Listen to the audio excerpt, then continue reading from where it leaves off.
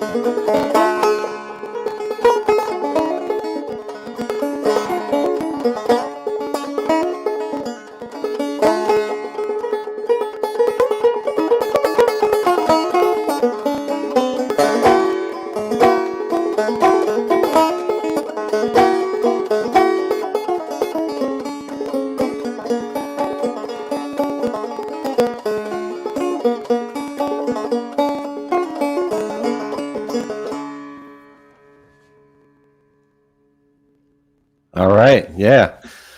Great tune. First tune that you learned, huh? Yeah, I learned that one when I was a kid, and I was hooked, man. I needed to learn 12 more before I'd be satisfied. And banjo was your first instrument that you really, spent No, time with? I'm originally a Jew's harp player. Gotcha. I started Okay. with that instrument when I was probably about 10. And then, like dominoes, the instruments of folk music began to fall in my family. Right. Right. And after you picked up the banjo, what kind of drew you into the sound and made want you to explore even more deeper into this old time music and folk music? Well, I think for me, having sort of an upbringing surrounded by these folk music heroes really helped, which was kind of odd given I was, raised up in the time I was, in which there weren't really any great folk music stars of the late 1980s and early 90s. It's not the folk era, Right. um, but Right. Right. um, but I had mom and dad's record collection and my uncles, and I thought that the most important thing that had ever happened it was the Vietnam War and the Civil Rights Movement. So for me, the music had this echoing effect of the folk revival that just seemed so important that these things had recently happened, or like the atom bomb. These things felt so still significant, like I could feel their hum. And the music that talked about them was not on the radio. It wasn't Right. contemporary. And so the music that I, gravitated towards was the music that discussed these things that felt so elemental to being alive in the time that I was raised in. And that was Pete Seeger primarily. And then when I was about 12, I went to my first Bob Dylan show, probably the seeds of my banjo lifestyle were sown that day and when I was 12 at that show. Okay. Did you ever spend time? I had a similar experience where, kind of similar age about, so I think it was a similar experience of kind of digging into that era of folk music in the 80s and early 90s. And, did you ever go learn a bunch of Dylan tunes on banjo before you kind of, as you were starting out? That's what kind of I did. I did learn a lot of those folk tunes on banjo because I wasn't around a bluegrass community. Totally. Like I used to do. William Zanzinger killed poor Hattie Carroll with a cane that he twirled around his diamond ring finger in a Baltimore hotel society gathering, and the cops were brought in. When you get invited to that table that Bob Dylan set for you at the Zanzinger estate outside of Baltimore, there's just something that for me, Bob was kind of the signpost that said the groovy shit is this way. And I just kept listening to the influences of Bob. That was enough for me to that was the Rosetta Stone. Even though Bob's not a banjo player, I wouldn't be a banjo player if it wasn't for Dylan. Right. I hear you totally. And staying on the Bob Dylan track, I mean, you've had experiences working, obviously, with finishing the Wagon Wheel, his song Wagon Wheel, and then I believe he also had you finish another song. You've worked with him in another respect, another manner somehow. Yeah, there's Rock Me Mama that got turned into Wagon Wheel, and then we turned another song fragment of his into a song called Sweet Amarillo that was on a record we put out about 8 or 9 years ago. But we've not met, and that's all right. They say not to meet your heroes, and I've met a few, and I see why they say that. I hear it. But it must be rewarding because you mentioned he's like the Rosetta Stone for your musical journey at this age, and then to be able to work with some of the mold some of the clay figures that he started into something.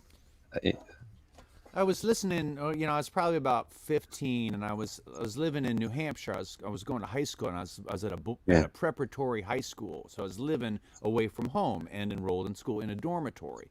And I was on the Bob deep dive to the point where I had gone through all the records, and now I was on to like the other packages outside of the album. So I was listening to Greatest Hits Volume 2, and I heard Happy Traum begin. Clouds so swift, the rain falling in. Gonna see a movie called Gunga Din. And when I heard Happy Traum playing the banjo on You Ain't Going Nowhere, I thought, the banjo, that might be a good instrument for me, because I could play the guitar, and I was into the piano, and I could play the tin whistle. And so I thought, well, I better find me a banjo teacher to show me how to do it, because I hear the banjo's hard, and you got to get those thumb picks on, and get your fingers all full of jewelry. Well, I had to petition the school to get a banjo teacher, and it involved a sort of an academic affairs council. So if you can imagine what it's like in a stodgy New England boarding school to be the Southern kid on a scholarship who, brings all these old stuffs together and says, I'd like there to be a banjo program, please, at Phillips Exeter Academy for the first time. Well, they approved and ratified this thing with a big wax seal, and all of a sudden there was a banjo teacher on staff at Phillips Exeter. Wow. But he didn't play like Happy Traum. He didn't play with finger picks at all. They hired a clawhammer player named Ryan Thompson from the New Hampshire seacoast, and that was my real fork in the road, because I didn't learn bluegrass. I learned old-time music. And what kept you diving deeper into this about the scene of old-time music that you really, as you progressed even later, that you really loved? Because the scenes were very separate. The bluegrass and old-time scenes were kind of two distinct things. They've kind of merged a little more in recent years. But what was it about the whole scene of old-time music back then that really spoke to you? Well, I was probably on the hippie side of the spectrum, in high school, and if I wasn't at a square dance or a contra dance, I was probably at a Fish show or a Dead show or a Dylan show.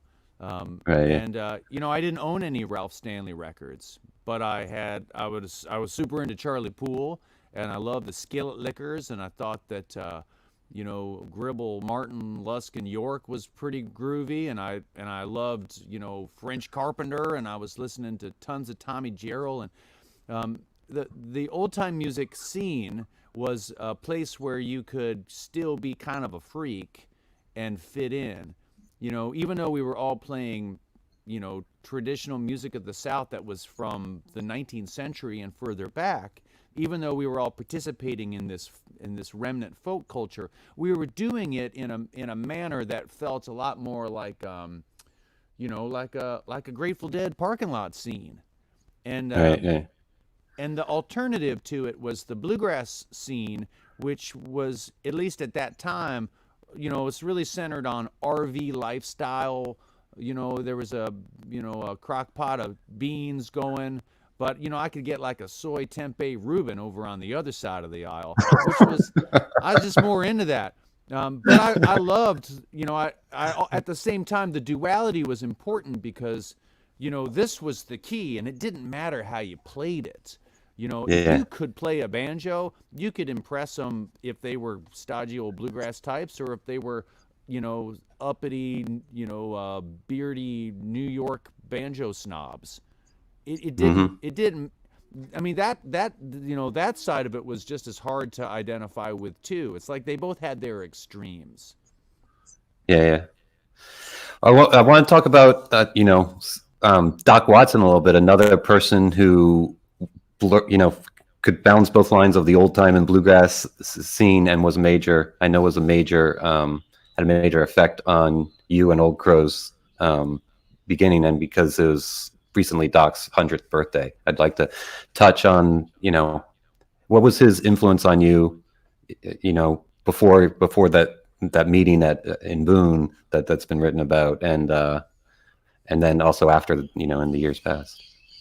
Well, when I was a kid, it was hard to find clawhammer players on record. Like I could get reissues of Kyle Creed field recordings, and I did at about 17. And my family was like, "What is Ketch into? These esoteric clawhammer players?" And like, what is it to know that much about Wade Ward when you're when it's 1995? It's like Pepsi at Woodstock, y'all. Well, get with the program, kid. You're supposed to like the Chili Peppers, brah, and like Soundgarden. I mean, and all that stuff was fine too, but anyway, it was hard to find clawhammer players on record. Hmm. But then I heard Merle Watson. And Merle was such a wonderful clawhammer player, y'all. Right. Like the technique of what Doc's flat picking technique, although mystifying and entrancing, I loved. I didn't play like that and couldn't.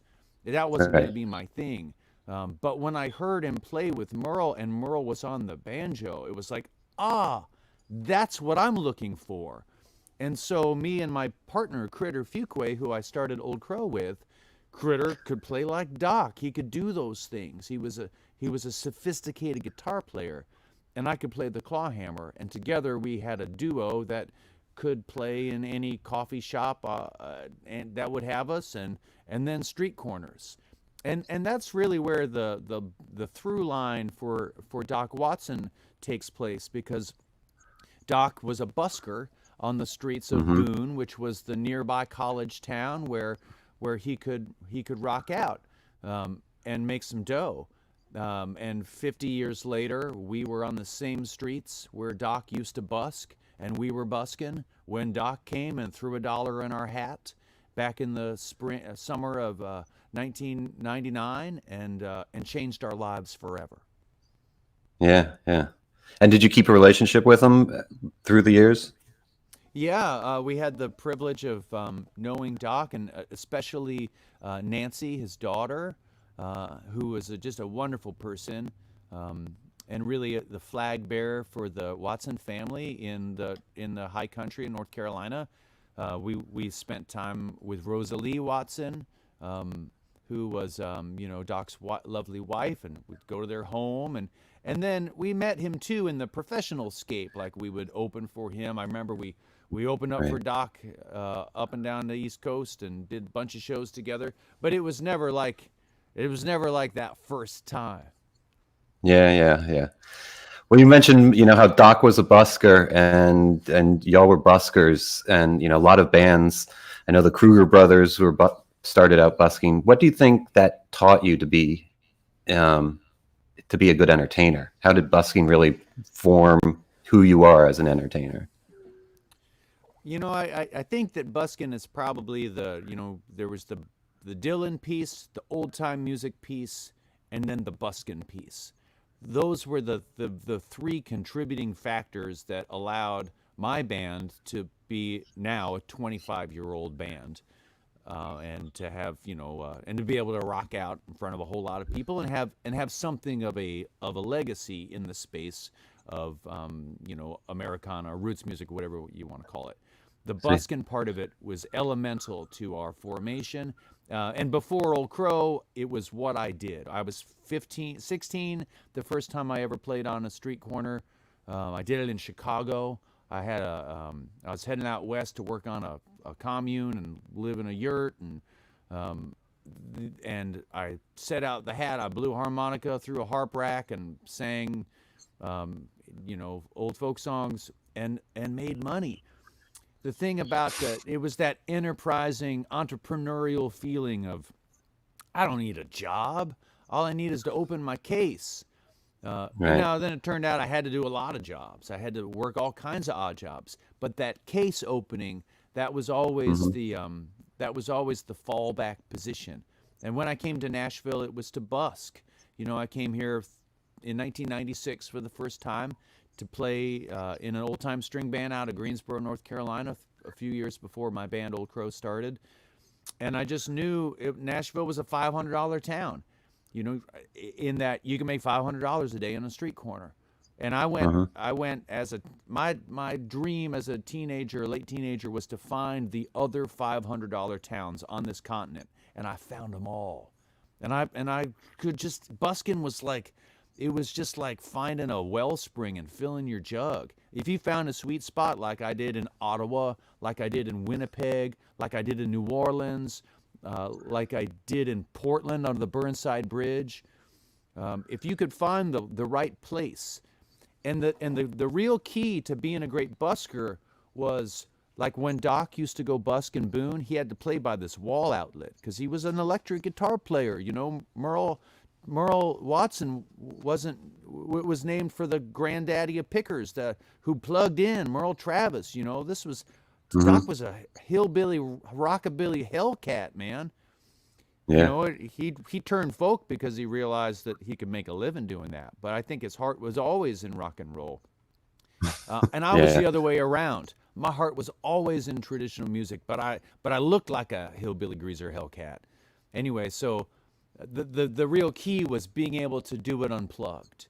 If you could do it unplugged, then you could travel light, you could play anywhere, and you could be in Portland under that bridge with a crowd, and the next night you were at Pike's Market in Seattle making that $500. It was pretty sweet. Yeah. Well, you mentioned how New Orleans was one of those good busking towns, and I'm from New Orleans, and so I'm curious what the influence, and I know you lived in New Orleans as a young child too, and if the influence of New Orleans culture ever soaked into your music at all. It's a different style of music. String band music isn't real prevalent in that city, but there, you'll have Old Crow's, featured it on an EP cover and done a video there, and so I know there's some influence. Oh, very much so. I remember I moved to New Orleans. I learned to walk in New Orleans. I learned to talk, and I learned to sing in New Orleans. I learned those things because I moved to New Orleans when I was 2 years old, and my first memories of life are in that city. And then I didn't go back. We moved away. It was Missouri and a bunch of other places. I finally went back to New Orleans, Louisiana when I was 18, and it was so amazing what it unlocked in me. It was such a structural feeling of aesthetic. It's like, oh, that smell. It was like getting back in the womb. It was that kind of feeling. Yeah. I just felt like a kid again, and it's such a sensory explosion. So every time I go back to New Orleans, I feel that same way. This kind of sensory takeover. I loved the jazz banjo playing. I love those chop chords and on the tenor and marching bands. We have a song on our new album that's coming out this summer that explores that crossroads between string band music and the New Orleans jazz band, and I'm really excited about that tune. What's the tune called? So I can keep an eye out for it. It's called "The Shit Kicked In." It's sort of it's kind of a Chapatula's acid trip with a. I'm excited to hear it. Well, I want to get to one thing before, also because we have a hard stop in a few minutes. But I want to talk about. You're still a young musician, but then there's another generation coming up, and you've had a lot of influence on bands coming up. I think there's a band I met last year, Streetlight Cadence, there's a fiddle player that really reminds me of you in a lot of ways, and a lot of the energy puts forth. But how do you see yourself as a role model for up and coming musicians, and just educating younger people about music in general? Well, when I was a kid, I struggled, as I mentioned, to find people that looked like me in the scene. I felt like the only weirdo playing old time music. I mean, there was enough weirdos, but they were a lot older than me. They were from the 70s, and so there seems like the music is in a constant cycle of renewal, because it's a traditional music form. And I would venture to guess that traditional musics around the world have that same cyclic nature, in which, because it's part of a culture, and it's part of a familiarity. It's part of kinship, and it's part of region. So anyway, I guess I hope to impart on a younger generation that the music that we make, that the torch that I can pass to others would be one that is not a museum piece or relic, but rather a fire to burn yourself and others with. There's something about, like, it's supposed to hurt a little bit. They make these things white so that when you bleed on them, it shows. That's kind of mentioning the hurt. That goes into another question about how, like, you have your live performances, you skirt on that danger level, which I really like in live music, where you can, if I articulate this well, where it's almost out of control, but you're right on the cliff of falling off, but it's always balanced back. So there's always something exciting, and you've kept that going through the years. How do you keep that energy and that danger element in music, especially when you're playing some tunes that you play a lot, through the years?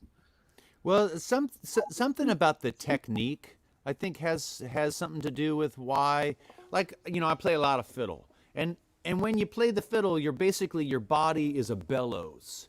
You're constantly providing the spirit and air and sustaining life of the music. So much of old time music is performative, just in how you play it. Like the rake on the banjo. You're doing all the. And not only that, like, it's a drum.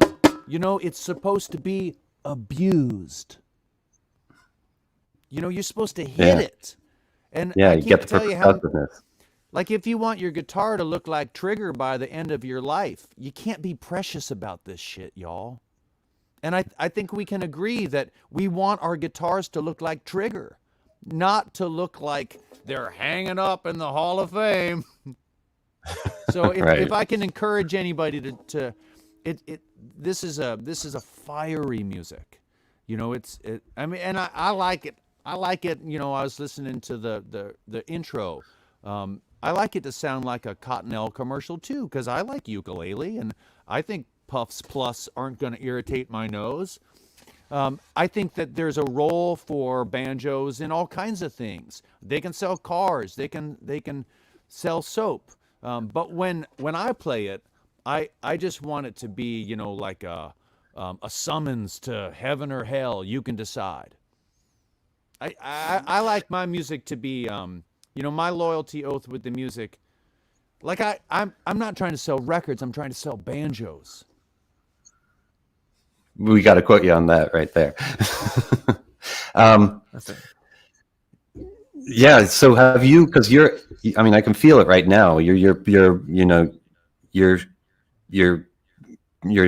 teaching music in the proper way. Have you had the chance to produce any younger bands, or really have more input on their sound?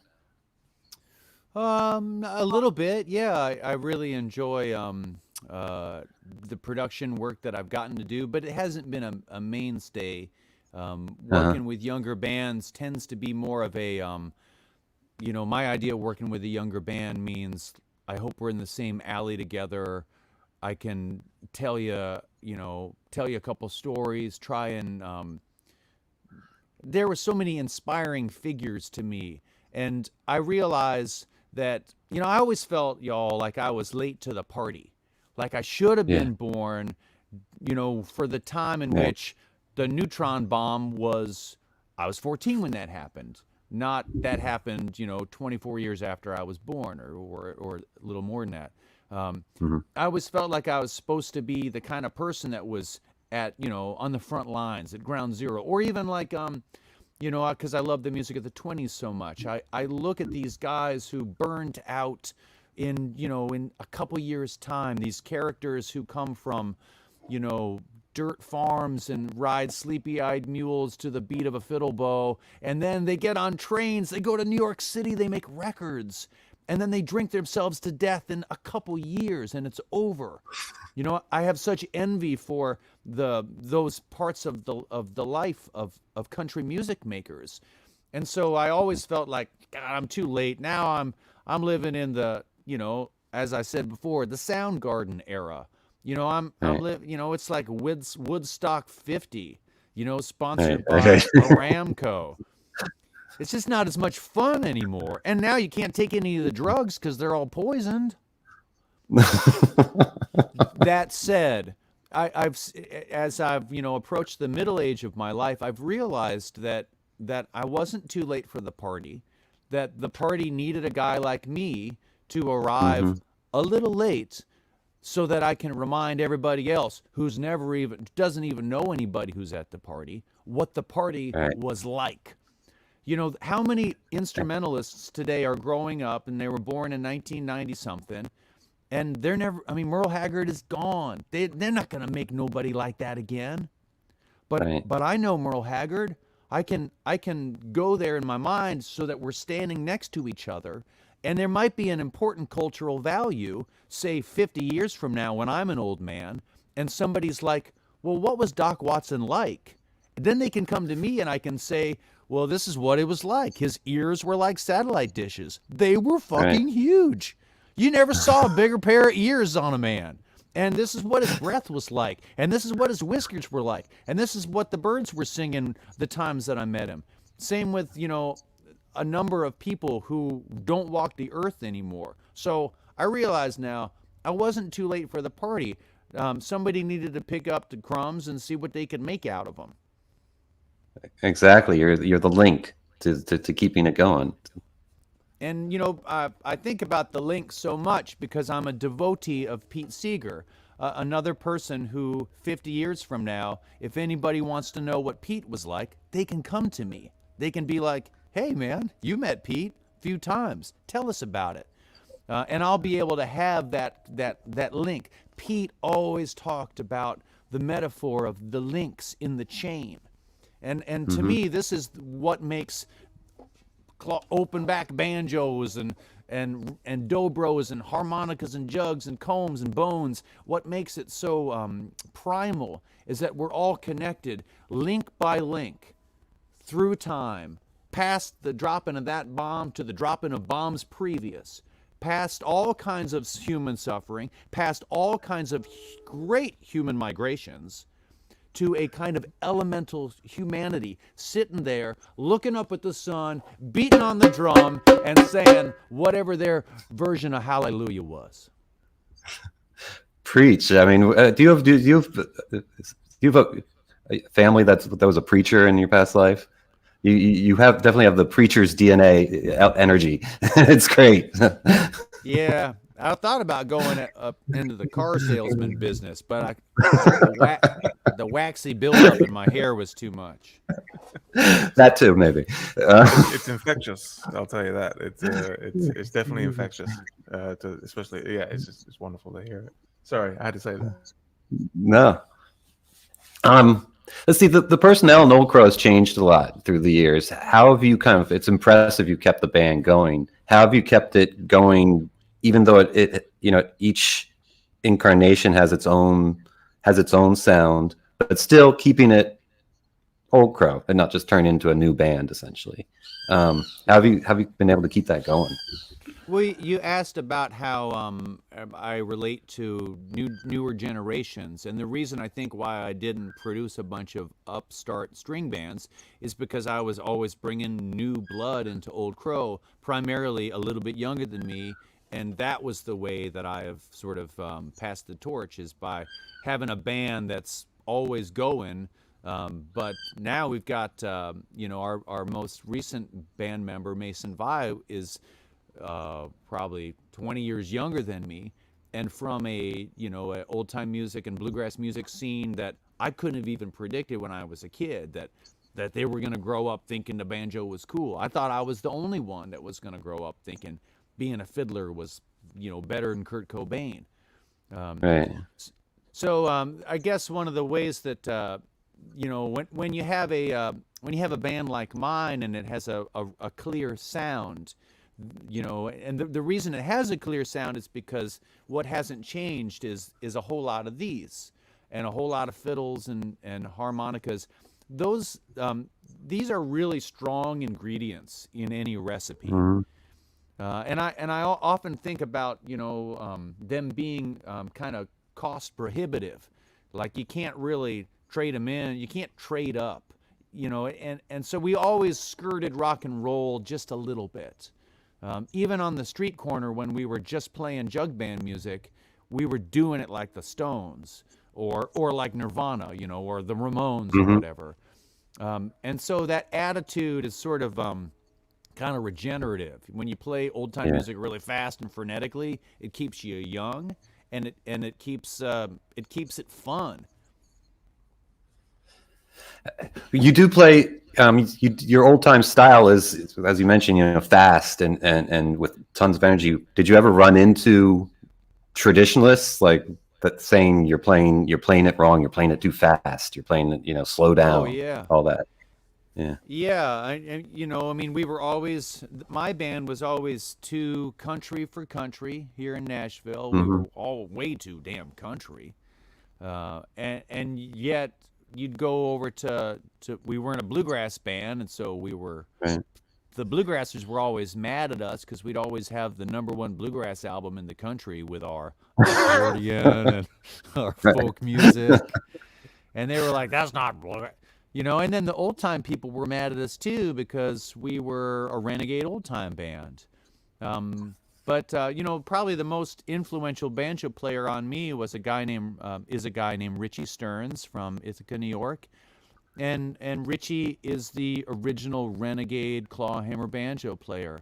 When I was 15, I'll never forget taking my electric guitar, taking a ball peen hammer and a file, knocking out all the frets on my guitar, driving a spike into the side of it, putting my 5th string in, and turning my electric guitar into a banjo. And it never sounded very good, but when I played Weak Old Hen with heavy distortion, that's what I was after. I always wanted to screw it up whatever scene we were in. We always wanted to be a wrecking ball. You mentioned Ithaca. That was this comes up in a number of interviews. This, Richie Stearns being a big influence, and I know you went to Ithaca. You went to Ithaca University, right? A little bit. Yeah, for a year I went to Ithaca College. And that was a big area of influence. It's been influenced. This town has been, a lot of guests. The Ithaca sound has been a big influence. Can you talk about why you think Ithaca has this unique strength of old time music and such a big influence on a number of artists? Well, I grew up in Virginia, and by the time I was about 16 or 17, I went to Elkins, West Virginia, to the Davis and Elkins College's Augusta Heritage Center. Yeah. And this was a old time music think tank, and my mind was blown. I couldn't believe they had all these. I got to play with Melvin Wine, and I got to meet Wade Maynor, who was 90 years old at that time. But I met a banjo player named Richie Stearns, and I saw a band called the Renegades play, and they told me all about this band called the Horseflies that Richie had been in, and I learned about Ithaca. I'd never heard of Ithaca, New York. I wasn't into Greek mythology, and I didn't know that New York State went that far west. I'd never been to the Finger Lakes, and I didn't care to. I was from the South, and I figured I'd go further south. But through the twists and turns of my life, I ended up living in the Finger Lakes. And what was so immediately apparent was that it was a place where the fiddle player was like the rock god. The fiddle player was the guy that everybody wanted to go home with. And I couldn't believe that there was such a place left on this earth. Because I grew up sort of like resistant to electric guitar. I mean, I loved it. But at the same time, I was like, I won't be swayed by that. To me, it was like it was too easy. I wanted the fiddle and the banjo to be like the electric guitar. I wanted to shapeshift and have it be like the 20s, and when you could actually get laid with one of these things. Well, in Ithaca, you could. So how is your you have a big hit song, writing Wagon Wheel, and you're a great songwriter. How has it changed through all these years? How have you emerged from writing, very string band or focused kind of songs to where you are today? I was listening to your most recent album, and the Mississippi Flag song, and that reminded me of like a Randy Newman song a little bit almost. But how is that all kind of, how do you think has changed? The song you mentioned, I wrote that one on the banjo. And I think that clawhammer banjo playing, and also my up-picking mountain two-finger style of playing has a narrowing quality that, or the way I play the fiddle. I'm a self-taught musician, so I like to think that I play every instrument like it's a banjo, like it's a clawhammer banjo. I'm like a banjo player on harmonica. I'm like a clawhammer banjo player on guitar. My fiddle playing is very informed by my clawhammer playing. So my songwriting is the same way. It's what I've learned how to do based on what I listen to and what I know about songwriting technique. I learned a lot about songwriting from Gillian and David. They were hugely influential on me, and I learned a lot by listening to Bob Dylan. But with Dave Rawlings and Gillian Welch, I could sit down with them and learn about songwriting techniques. So that's a little bit of what's behind the curtain, But what's really in front of it is old time music. It guides the way. I'm constantly writing a new tune based on a Lily Mae Ledford melody. I'm constantly listening to the Carolina Tar Heels and Clarence Ashley and thinking, how can I update this? What's a new way to sing about getting drunk? Yeah. And you're finding a new way. I mean, there's just you'll never run out of ways of singing about getting drunk. It's that good.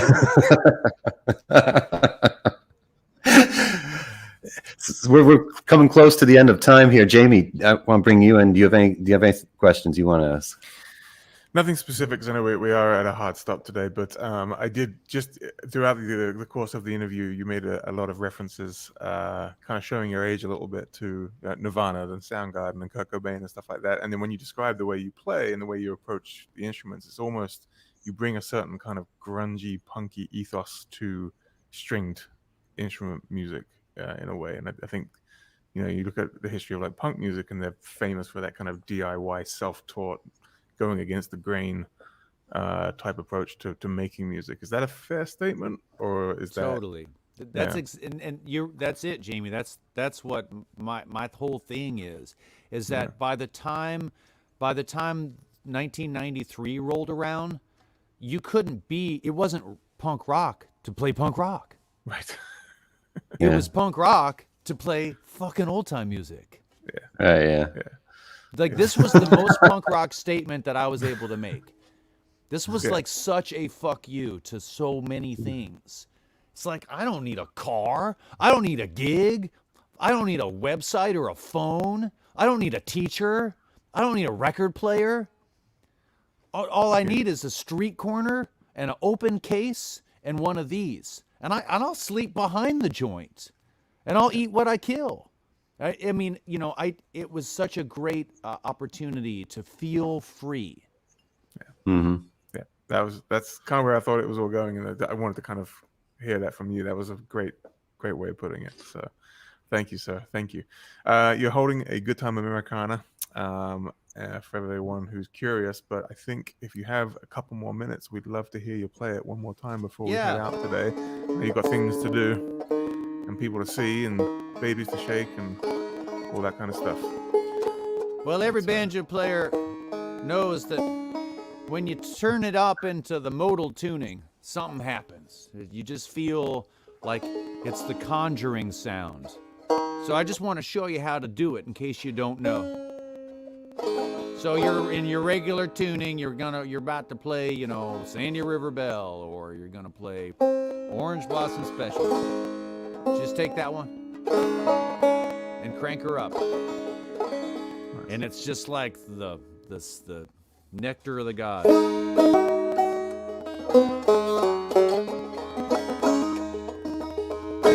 Over yonder stands little Maggie with a dram glass in her hand.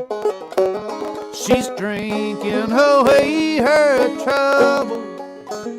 She's courting some other young man. Oh, it's how could I ever stand it? Just looking at them pretty blue eyes. Well, they're shining like pretty diamonds, like diamonds hanging in the sky. Well, I'm a-going down to the station. I'm gonna catch me the fastest moving train. I'm a-going away for to leave you, Maggie, so you can hunt you some other man.